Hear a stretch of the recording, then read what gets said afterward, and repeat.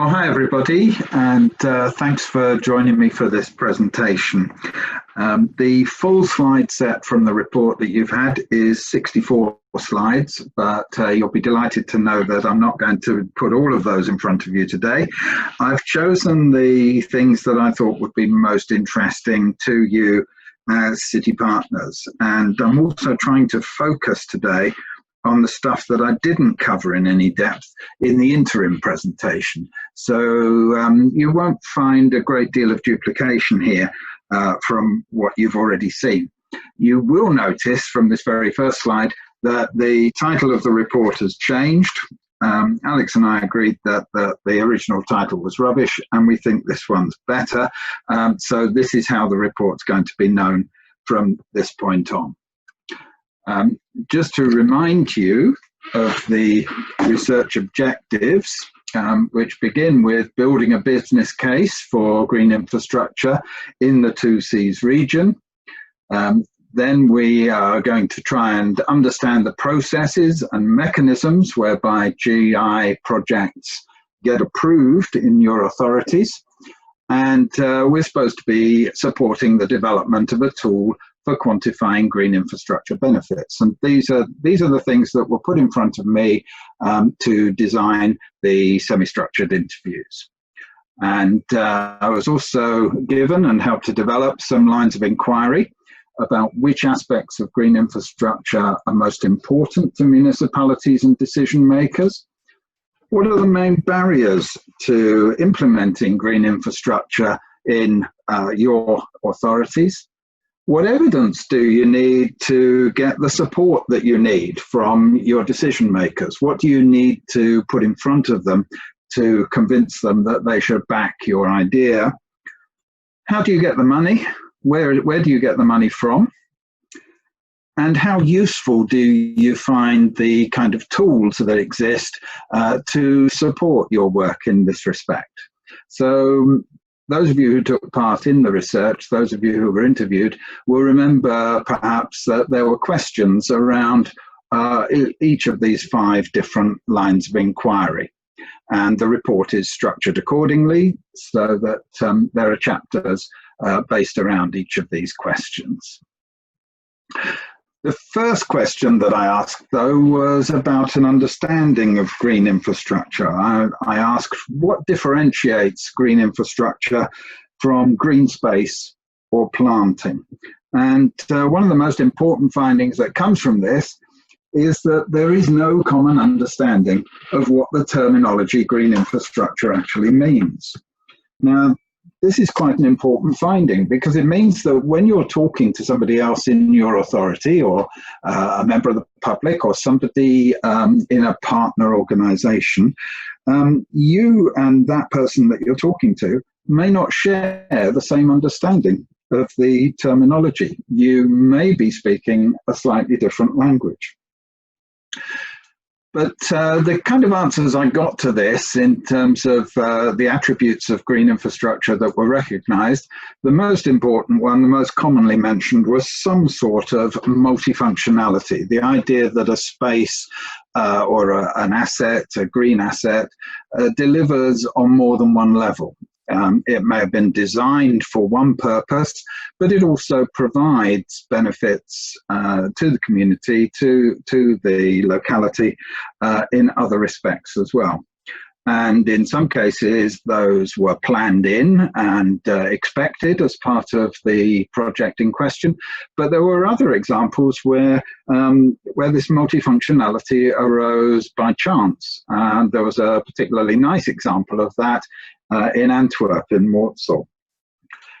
Ecosystem services come up in some of the answers, but this tends to be from more specialist people, people such as yourselves, for instance, who mentioned something around ecosystem services in this question. And there were other people who described something that, without mentioning this term, they described something that really could fit under this heading. There were also ideas of connectivity, the linkages that exist between green elements, and mentions of concepts of a network, for instance, as in this picture here, which comes from Lille, where they are actively building a network of micro projects in green infrastructure. And there were answers in this area relating to impact. And in particular, the impact that green infrastructure has on people, the benefits it confers on local people. I also asked whether your decision makers would recognize the description that you had given me in answer to that question. And I have to say that there was, the answers reveal a variety of levels of understanding, from quite high, excellent even, through to quite limited. Generally, I think it's fair to say that that most decision makers are seen as being less well informed than their counterpart officers. And in a way, that's not completely unexpected. Politicians in particular were thought to be a little bit behind the curve on this and having to be helped or encouraged in their understanding. The engagement of decision makers in relation to green infrastructure was affected in these three ways. The political challenges that I report on are things like trade-offs within a coalition, where the politician can't get their own way without giving ground in some area. There are also some authorities in nature smart cities where the politicians include climate change deniers, and they're a particularly difficult group, obviously, to engage in green infrastructure. Decision maker politicians are not necessarily in full control over the policy. And for instance, we met one alderman who is responsible for green infrastructure, but whose mayor is from a different political party. And this particular alderman's green success is popular and might be interpreted as challenging the mayor's popularity. There are practical challenges for people. The scale of smaller cities means that often one person deals with green matters, and there are capacity issues about their ability to introduce and influence policy or projects. And there are operational challenges such as the split of responsibilities between decision makers. Green infrastructure is an integrated approach, but often local authorities are not integrated to the same extent. And so that integration is difficult to achieve operationally, where you have to work across organizational boundaries. Some other aspects of decision making that come through. There's an inconsistency in some authorities. Politicians in particular, but also senior officers, will say one thing and do another. For instance, there's an authority in this group that has a climate change strategy, but where the policies and decisions tend to be uniformly car friendly. Politicians, decision makers are often cost-led or cost-driven. For these authorities, it's all about the money. So projects that attract external funding are welcomed and appeal more than those that are funded locally. There's a degree of risk aversion in some authorities. So the projects that can be forecast more confidently, which tend to be those with more traditional approaches, come ahead of those where there's a higher risk of failure or of cost overrun. There's a lot of short-termism linked primarily to the electoral cycle, and the idea that a quick result might mean, for instance, a photo opportunity in the period coming up to an election. And this was true even of politicians who've been in office for a long time. I met one who's been in that role in their authority for over 20 years, and they were still talking in terms of results within the electoral cycle. There's a relatively narrow focus onto the visible and tangible project rather than the more abstract concepts of, for instance, carbon capture or heat island alleviation. There's a narrow focus lens. So an active travel project that could involve biodiversity might not be thought of in that way. And there's an element of tokenism. Green gets name checked, but often in practice it gets neglected or relegated. So, for instance, there are planning systems that call for green and that score green relatively well, but they can be overridden by higher priorities. So there are some issues here as regards the place of green infrastructure in the hierarchy of local authorities. But are we moving in the right direction? Well, there's certainly evidence that awareness of the issues that green infrastructure looks to address is rising. GI ideas are becoming more tangible and less abstract. Media attention to these issues with David Attenborough, Greta Thunberg, and Extinction Rebellion all putting climate in their headlines and serving to raise public awareness. There's also direct experience. Cities in Nature Smart Cities are discovering climate change directly. Lille is an outstanding example of this, where the heat waves in recent years have brought these kind of issues very much to the forefront. And public opinion is changing too, and politicians are, of course, responsive to public opinion. Public opinion isn't necessarily well informed, but it is powerful, and especially with the immediacy of social media. And external stakeholders, well, these work in two different directions. For instance, there are environmentalists who are very supportive of green infrastructure, but there are others whose attitudes are more conservation-led and don't want to see, for instance, a tree removed if that's what it costs to put in a green asset. Other external stakeholders work against green infrastructure. So car owners, for instance, don't want to lose their parking space. And businesses in places like Southend see a threat to their livelihood if a parking space is removed to make space for green. And at a higher level, there are conservation organisations like UNESCO, whose attitude to historic streetscapes means that it's very difficult to incorporate green infrastructure into places like the main squares in some of our historic cities. Now, this slide was in my last presentation, and I just put it in here to remind us that these are the perceived priorities of you and your counterparts in the smaller cities that make up Nature Smart Cities. The highest scoring priority was making the place more attractive. Public health was next, active travel and opportunities for recreation were all up there as well. Down at the other end, very few authorities, very few people are interested in reducing noise pollution unless you happen to live on the flight path coming out of one of your airports, or if you live on a busy road with a high traffic density.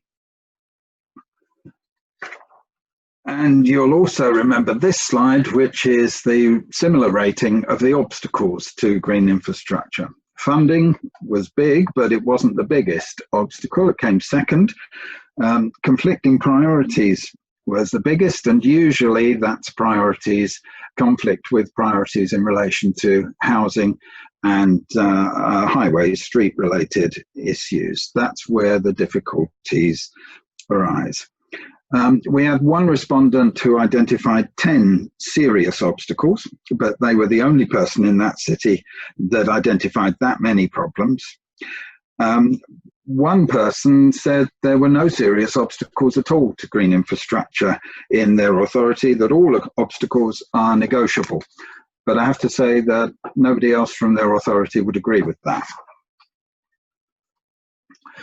How do you get the money to make a green infrastructure project work? Well, there are two dimensions to this. One is capital, which we'll look at in a minute, and the other is revenue, which is the basis on which you will actually pay for the installation and its upkeep once it's in there. Different approaches are taken to revenue depending on the authority. Some of you absorb these maintenance costs into your existing arrangements. You seem to be able to do this without actually negotiating with the department that does the maintenance. You simply add it to their workload, and that seems to go quite well. I think there are other authorities who would envy that kind of arrangement. More often, perhaps, the maintenance arrangements need to be negotiated with the department. But there is a separate maintenance department who are expected to take this sort of thing on. In the UK, and only in the UK, there's something called Section 106, which is a legal provision that requires developers of projects above a certain size to make a contribution that is expected to cover the maintenance for a specific period of time. And there were other examples where the maintenance arrangements would be handed over to an arm's length body, a community trust, for instance, or would be looked after by volunteers, a voluntary group or some sort of semi-voluntary arrangement that would either undertake the maintenance or at least make a contribution towards it, a contribution usually in kind. So coming back to the capital funding, this is the funding that allows you to create the asset in the first place. You identified 6 different broad source areas for this, one of which was local funding, your own funding, the funding that comes from taxing your residents, and the funding that also comes from hypothecation, the idea that some of the money that you collect has to be spent in a particular way. Now, that arises in the UK from parking fees and parking fines. They have to be spent on highways related matters, but that can include green infrastructure on highways. And in the Netherlands, you collect sewage charges from residents, and they have to be spent on sewerage, basically, and Henry is using that money to help support the work he's doing in terms of permeable roadways. Provincial, regional and central government, depending on which of these levels you've got, but many authorities have to negotiate both the funding and the creation of the asset with another level of government. So in Lille, for instance, the local authority, the city authority, is not responsible for streets, and so installations on streets have to be negotiated with the metropolis. In Cambridge, similarly, the local authority is not responsible for streets, and so installations on streets have to be negotiated with the county council, which has that responsibility. There are lots of wrinkles as far as this particular aspect of funding is concerned. EU funding, of course, is an extremely important contributor, and not to be sneezed at. The amounts involved can be pretty large, but there are associated strings attached to EU funding, and one of those is the workload that EU funding demands, as we all know. A second problem, which is particularly an issue for smaller authorities, is that EU funding is paid retrospectively. So the authority has to be able to commit the capital funding in the expectation of recovering it later from the EU, and that can create a cash flow problem for a smaller authority. Other statutory bodies include land and water agencies, and that was particularly the case in the Netherlands and Belgium, where these sort of partnerships seem to be quite normal, quite common. Private sector funding, of course, comes mainly from developers, but they are not the only private sector source of capital funding. In the UK, there is a lottery that contributes to heritage assets, for instance, and I regard that as a private sector.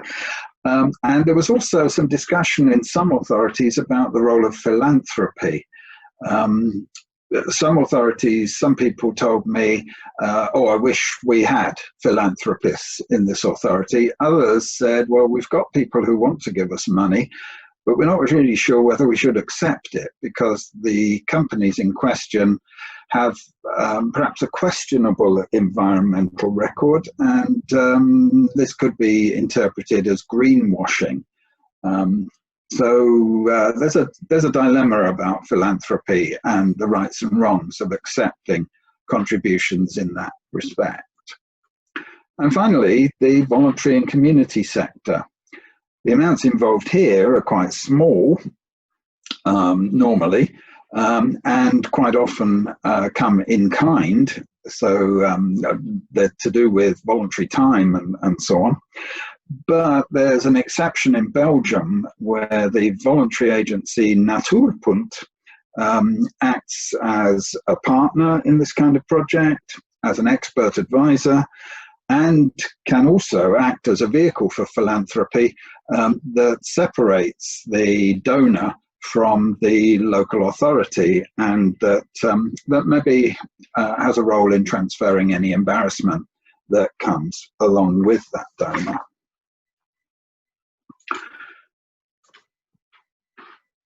Other aspects of funding, well, you'll recall that Simon Mills gave a presentation at Lille about more complex funding instruments. Basically, none of you use those, and the only awareness that I came across in the research was from those of you who had attended Simon's presentation. So there's some ground to make up there.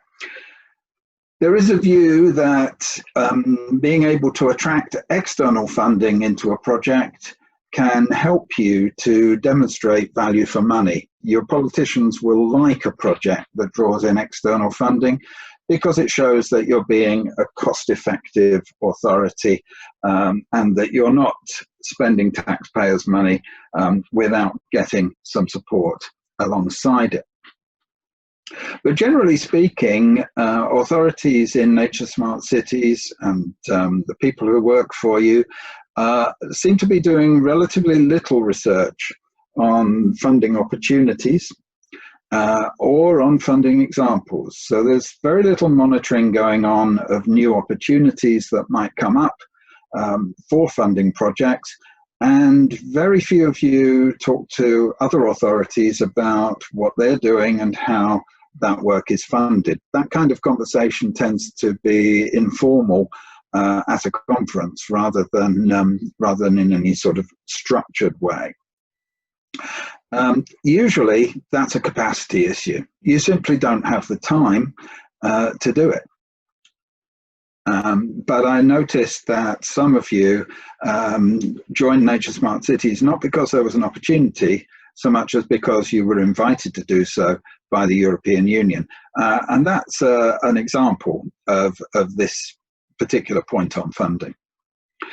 There's also a view that permeates through the research that it's generally easier to get funding for something that has a tangible or visible outcome. So there's a view that public support might depend on being able to understand what this project is going to do and being able to see some sort of visible outcome. That's easier to get funding for than a more abstract concept like capturing carbon, or reducing dependence on fossil fuel or whatever. And political support also prioritises visibility for the reasons that I explained earlier, that being very cynical about it, that a photo opportunity is a nice thing to have. Alongside your funding, you also need to provide some other supporting evidence. And the kind of evidence you were talking about has to show a sensitivity, naturally enough, to your decision makers' expectations. It's an obvious point, but it's also an important point. You'll need to think about the issues that the decision maker normally questions or challenges, and you need to make sure that you press the right buttons for that decision maker. That means a certain amount of selectivity in identifying the benefits. Some of you have a policy of identifying everything you can think of. Others think that's not a good idea for your decision makers, and you tend to select only those benefits that you think the decision maker might be enthusiastic about. So what we're talking about here is dressing up the project in the right clothing to appeal to your particular decision maker. And green infrastructure projects absolutely lend themselves to this approach because of that multifunctionality that we were talking about earlier. They have multiple dimensions. They usually achieve multiple benefits. So that gives you the opportunity to dress the project up in a way that's most likely to win support, to emphasize to one audience, perhaps one decision maker, one aspect of the project, and to stress to another that you will also get this second aspect. And awareness of the political dimension. Here we're thinking about things like the timescale. Can this project be delivered in a reasonable time? And if not, might we need to phase it so that there are some early results within the process, so that there's something that the decision maker can point to as having been achieved. Even a longer term project might be capable of being phased or broken down into components to meet that timescale issue. Politicians may well be risk averse, as we discussed earlier, and they may need arguments so that when they're making those conversations in the council, in the chamber, in the college, in the cabinet, they've got some material they can use to argue their case. And that means understanding who's going to oppose this project, what sort of arguments they might bring against it, and reinforcing your politicians' armory with arguments that will counter those points. And obviously finance is going to be very prominent there. Cost is always important, and in some authorities it's of primary importance. In those authorities, the phrase "all about the money" came out in the research. But generally, cost isn't the only thing that needs to be evidenced. Sometimes it's about making the choice, the right choice, between green and grey. That's a choice that's often made on the basis of cost, but also made on the basis of confidence in the costing and in the technology. Politicians, decision makers are reasonably confident about the processes that by which costs are calculated for those grey infrastructure options, and need to be more confident about the green alternative. That in turn means cost-benefit analysis, and cost-benefit analysis at the moment seems to be quite limited to just cost and payback period, and that's where the business model might help. As to the monetization of ecosystem services, well, there's little or none of that at the moment. There are two authorities that use a rule of thumb calculation. So in Essex, for instance, for flood work, they have a notional value that they assign to the prevention of flooding, property by property. So each property protected from a flood is assessed as being worth, I think it was £30,000. And there's a similar kind of rule of thumb approach to ecosystem services in one of the other authorities as well.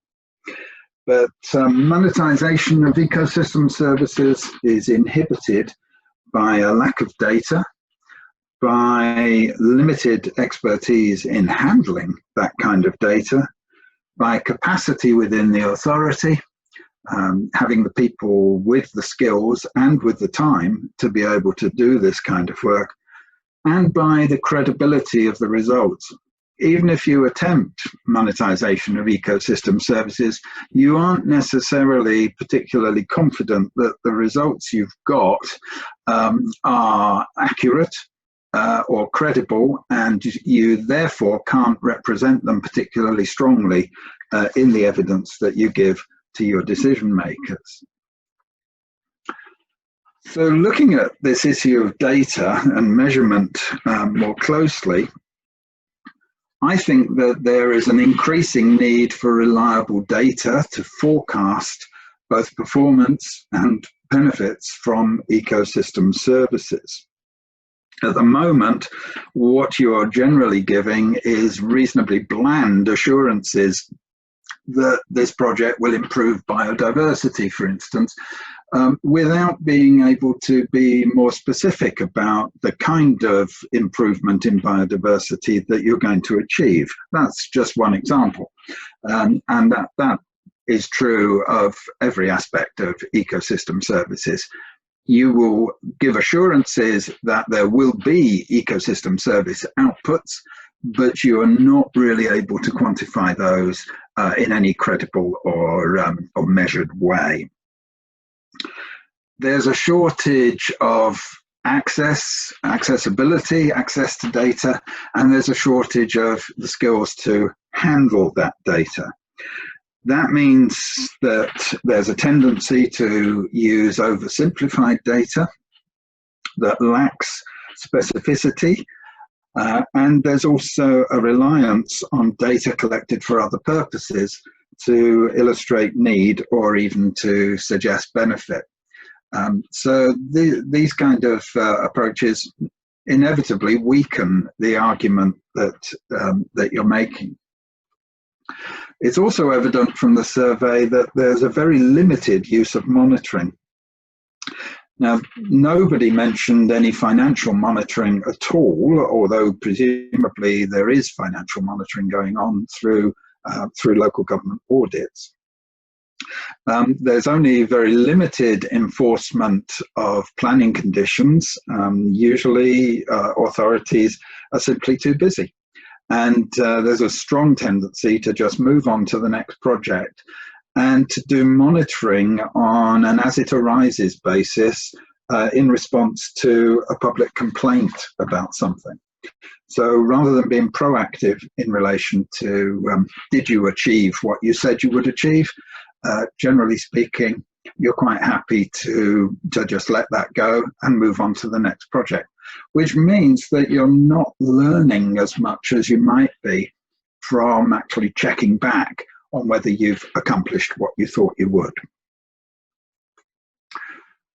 Just stepping back from this and looking at the bigger picture that we've got in relation to evidence. A lot of authorities, including several Nature Smart Cities authorities, have long-term commitments.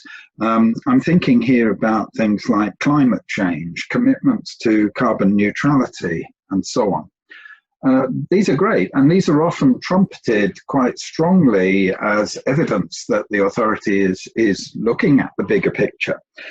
But there's also evidence in this survey that the application of these commitments in practice can be quite weak. Some of these commitments just aren't impacting on day-to-day decisions. Decisions are taken in authorities that fly in the face of some of these longer-term goals. And that makes these look a little tokenistic.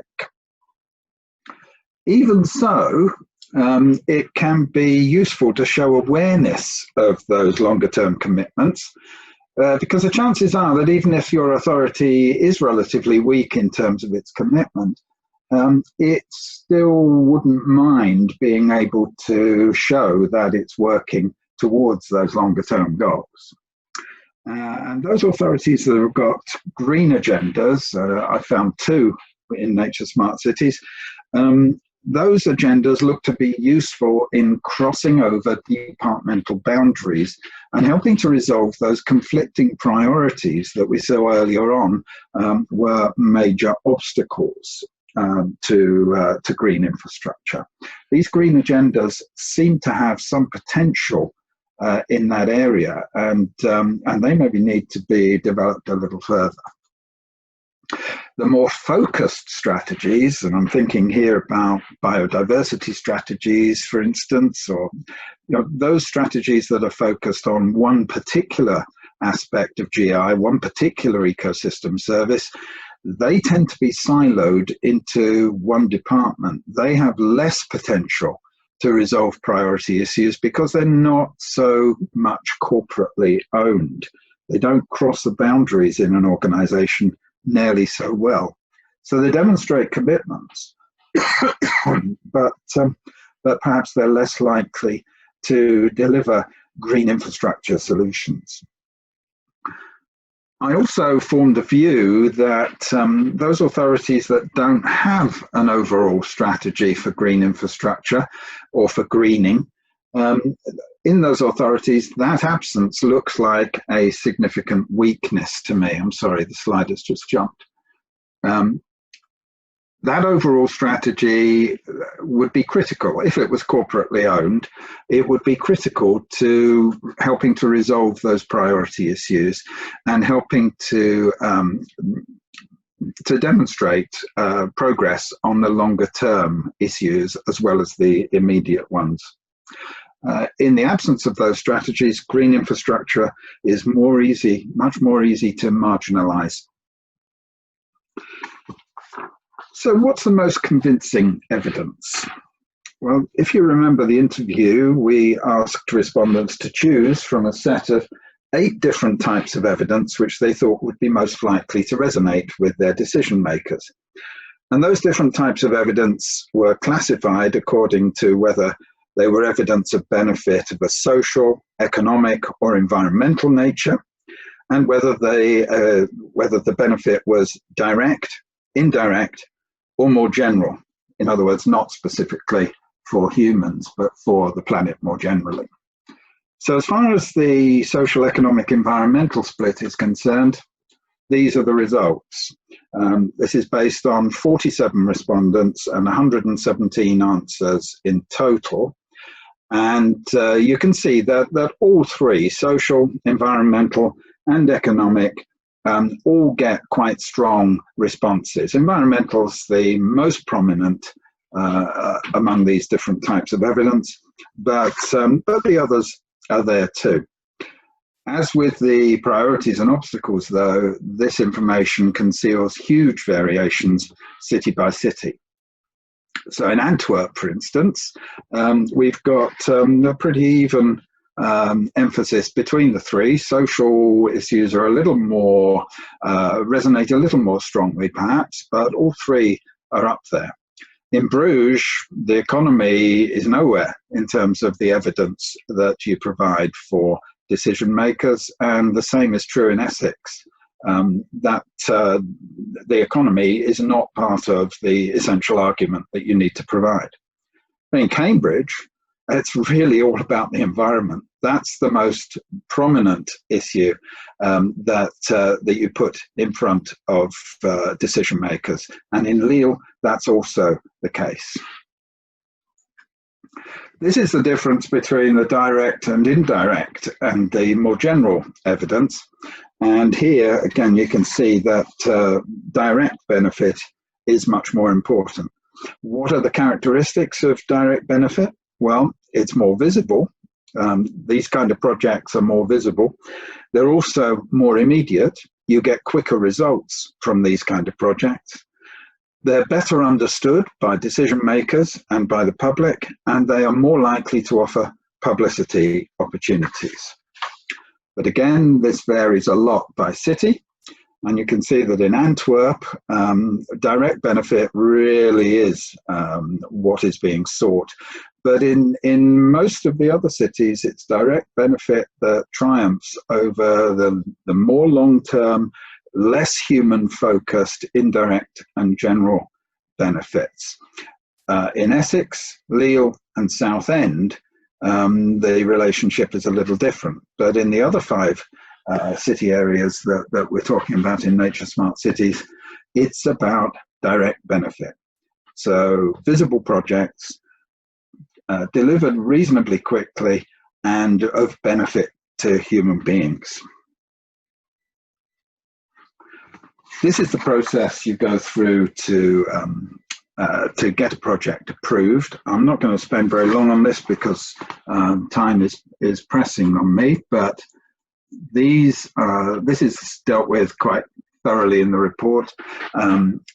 You have quite a lot of different processes, but they resolve into this very straightforward, very linear kind of idea.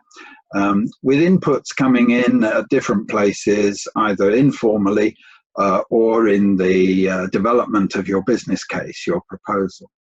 Decisions can be taken quite early in the process, usually by a responsible councillor or an officer, and this will usually be by the use of delegated powers, delegated authority, or later in the process by senior officers or by councillors. And this is all discussed at some length in the report. But asked about the secrets of success, you said that the critical issues, you don't have to have all of these, but the more you've got, the more likely you are to succeed with a project idea. You start with a sound business case. You dress the project to impress the audience, and perhaps you present it in different ways to different audiences. You need political and senior officer support, and you need public backing to provide a better chance of success. And that might include a political champion who's going to make the case for you with fellow politicians and with the wider public. You need to have the funding in place, and external funding is particularly helpful to improve your chances of success. You need to have the capacity to deliver, and that may mean evidencing collaboration across departmental boundaries. And you need a certain amount of patience, because the process may be delayed or not attract the priority that you would expect. You need to be careful with your timing. You may need to tuck this idea away into a drawer, ready for an opportunity to arise where you can use it. And you also need a certain amount of good luck. What you don't need is to align your project with a strategic objective. And that, to me, seems a little strange. Well, you'll recall that the existing tools that can help you develop this evidence were mostly unfamiliar to you. Vito did a report on this, and his tools were used as the basis for this analysis. The only one that came out with any real level of recognition was BRIAM, which isn't really a tool so much as a standard, but it is widely recognized. iTree Eco was the next most well-recognized tool. It's a tool used for measuring things like tree canopy cover. and monetizing trees. And obviously tree specialists are more likely to be familiar with this. It's used in micro projects in localities. I know Cambridge is using it, but it's also used on quite large scale projects, such as in Puerto Rico, where it's being used to measure hurricane damage as part of the restoration of the tropical rainforest there. Otherwise, no, not very much. You don't use them, and you've not even come across them usually. So again, this falls into the category of things you might vaguely be aware of, but haven't got time to research properly. The essentials of a new tool, and this is something I'm going to emphasize to the academic partners when I do the presentation there, usability to start with. Input data that's accessible and available to you. Quality control on that data, as one respondent put it, garbage in, garbage out. That isn't exactly what she said, but the language she used might not be appropriate for a recording. Standardization, if data collection is taking place using volunteers, for instance, or multiple data collectors, then there are going to be issues about ensuring consistency and moderating the quality of the data. And there's a trade-off in relation to reliability. Usability may mean compromises on accuracy, and somewhere on the continuum between absolute precision and complete usability is the judgment that the academic partners will need to make as to where to pitch their tool. Comprehensiveness raises these kind of questions. Does the tool answer my questions in relation to the ecosystem services I'm looking at? How easy is it to find what I need in the output? Is the output actually friendly to a non-specialist that is trying to derive the information from it? And how easy is it to turn the tool output into evidence my decision maker can understand? If it's very comprehensive, will I be able to isolate the bits I need as evidence? But on the other hand, if it isn't very comprehensive, will it actually deal properly with the ecosystem services that I'm interested in? And the third dimension of tools is confidence in the results. Authentication is part of this.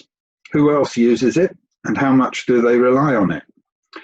If New York uses it, then you might well feel that you can trust it. If a range of similar authorities to your own authority uses it, that too will increase confidence. Comparability. Can I compare my results credibly with the results of another similar authority to mine? Or can I just even compare my results now with my results earlier in the process? Can I use it to create a baseline and to measure progress against that?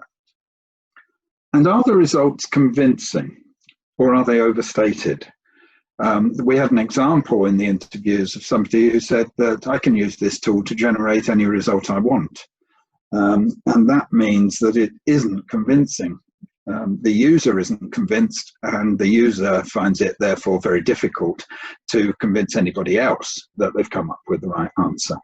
Is it too easy to manipulate the results to get the one that you want?